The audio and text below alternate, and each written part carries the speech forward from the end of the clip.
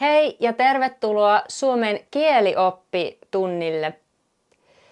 Tänään me puhutaan sijamuodoista ja tarkemmin sanottuna paikallissijamuodoista. Mä näytän sulle konkreettisten esimerkkien avulla, miten käytetään Suomen paikallissijamuotoja. Tässä on nipsu. Nipsulla ei valitettavasti ole häntää. Joku vei nipsulta hännän. Ja nyt nipsu menee laatikkoon. Mä laitan nipsun laatikkoon. Siellä on. Nipsu on nyt laatikossa. Onks kiva olla laatikossa, nipsu? Ei se vastaa. Laatikosta ei kuulu mitään. Nyt mä otan nipsun pois laatikosta. Nipsu, tule ulos sieltä laatikosta. Ei se halua tulla laatikosta. No. Mä otan nipsun laatikosta. Noin. Nyt nipsu ei ole enää laatikossa. Tuossa esimerkissä mä käytin sisäpaikallissijoja. Ja tässä näkyy ne nimet ja myös se, miltä se laatikko-sana näytti.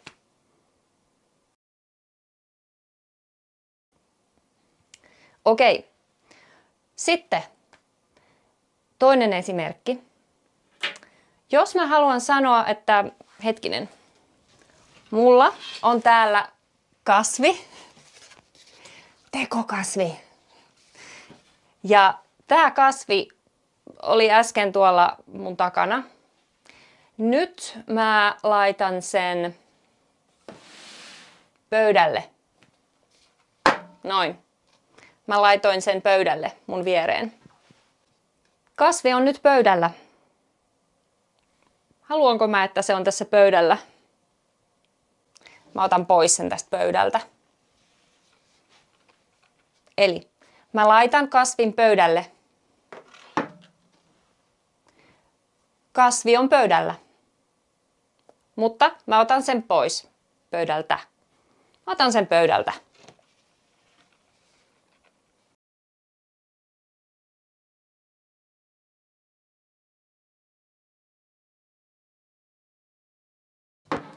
Tai mä laitan kasvin pöydältä laatikkoon. Mä laitoin kasvin pöydältä laatikkoon. Nyt se on missä?